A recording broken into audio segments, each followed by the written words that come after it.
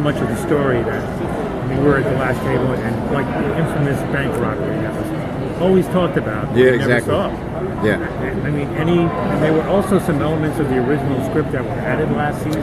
Yeah, there were some pages that, you know, the film was shot almost, it might be 20 years ago now.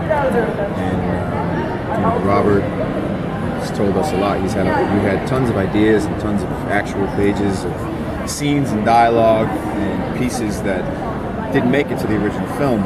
And he's been sitting on those for a long time, and that's what allowed him to kind of imagine where this thing could go if he wanted to look at these characters further, which is, you know, what we're lucky enough to do now.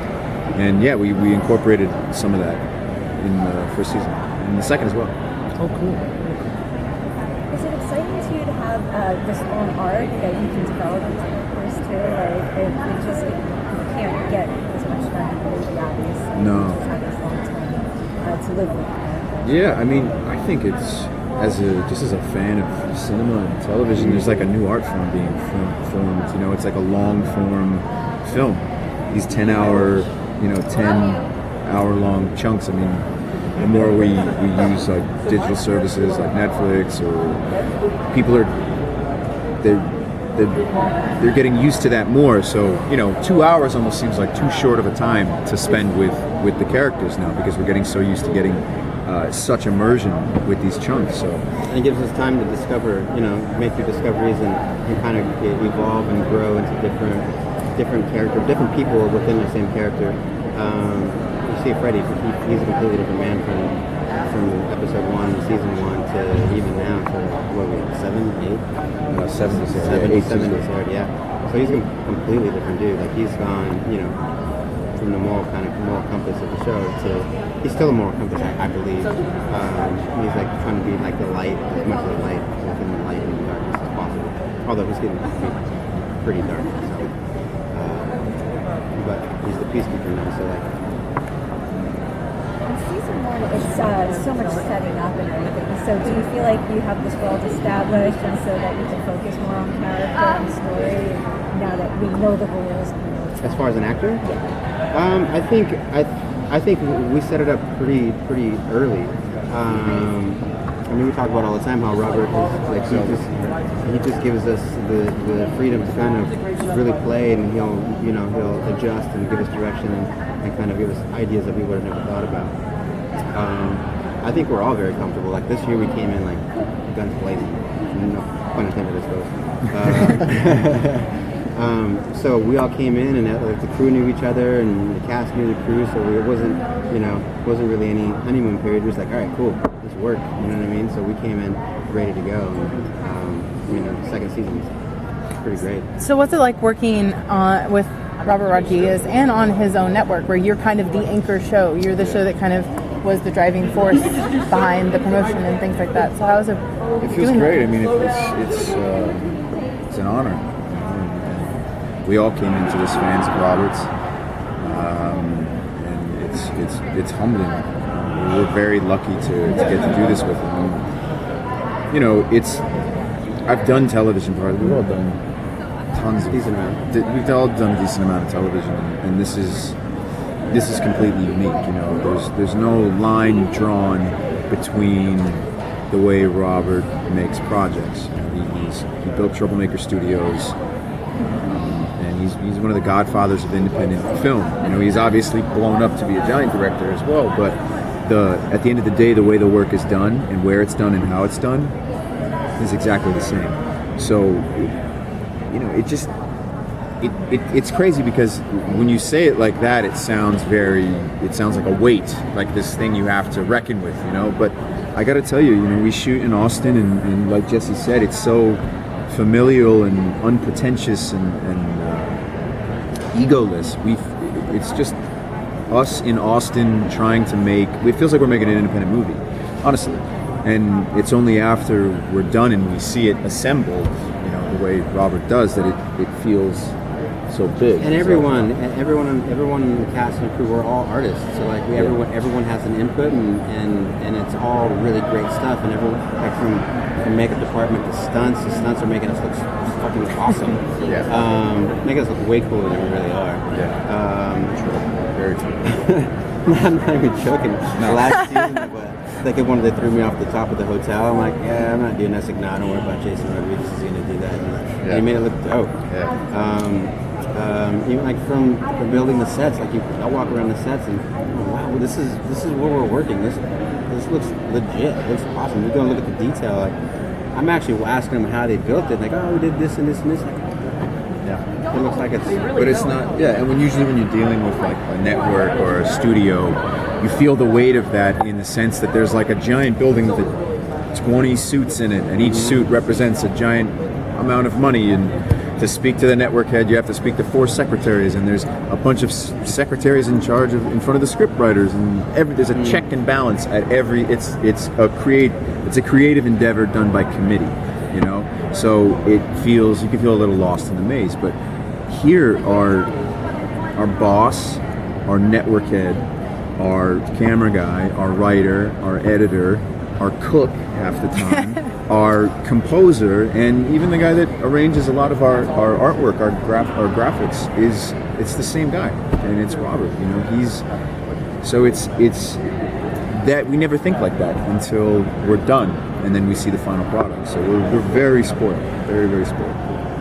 So as the season progresses, you know, character changes eventually. Does that change your overall, I guess, outlook of the character or the seasons? As the arcs go on. Yeah. As the actor, at least as the character is developing throughout the season, you know, when they go. My personal opinion? Yeah. Yeah. I mean, I'm really sympathetic. I'm sympathetic with my character. I mean, obviously these guys are very heightened and they're not nice people. Nobody's nice on the show. But yeah, absolutely, and it's exciting because you know there was a definitive guideline that we all know of the Gecko brothers, and except for you're the one that got off scot-free. Yeah, you're the Captain Original, you bastard. But no, I mean the exciting thing is we all get to the place where Jesse started. To be honest with you, he got a head start because that's what you want. You want to explore. You know, things change, man. Nothing's constant. Everyone changes constantly. Like, I think even like on the molecular level, after every 5 years, every cell in your body has regenerated, so you're an entirely different being. I don't know what the hell. I watched the science channel. I watched the science channel last night. But what I'm saying is like, that was the goal. The goal was always to get to the second season where we take the characters that we know so well, that are so well defined, and explore new places with them. So, you know, my opinion of the character is fluid as well, based on what we're doing. I mean, case in point, the beginning of the second season, when Seth was on heroin, I know my first reaction to reading that, to be honest, I didn't like it. I was like, no, this character, he's a control freak. He would never let go of himself that much. But who's to say? You know, he's so codependent with his brother that would rip him apart. And what does it look like when that guy completely gives up? So there's a high level of trust that has established between us, the actors, with each other, and then with the crew and the creative staff. Like, all right, cool. It's like I kind of don't understand what's going on here, but we're gonna, you know, we trust you. And they also value our opinion as well. So we'll have creative meetings like, what do you think about this and this? Like, oh, I like this and this and this. I don't understand this. But you know, there's a high level of trust between all of us that we're like, all right, cool. This is gonna work. We're gonna take a chance on this. And it's, you know, like we said earlier, it's Robert's studio, and it's like he's kind of, you know, the man. So you know, we go, all right, you know, let's do it. Oh, great. That was good. good talk. I was wondering about Robert's directorial style. Because you see in his Directing style? Directorial style. Okay. Because you see in the DVDs and Blu-rays how he moves and shifts, you know, the props in order to stay in place, in order to save time. And so how does it affect you in terms of acting? Performance? Yes. Well, I think the biggest thing you notice is the speed.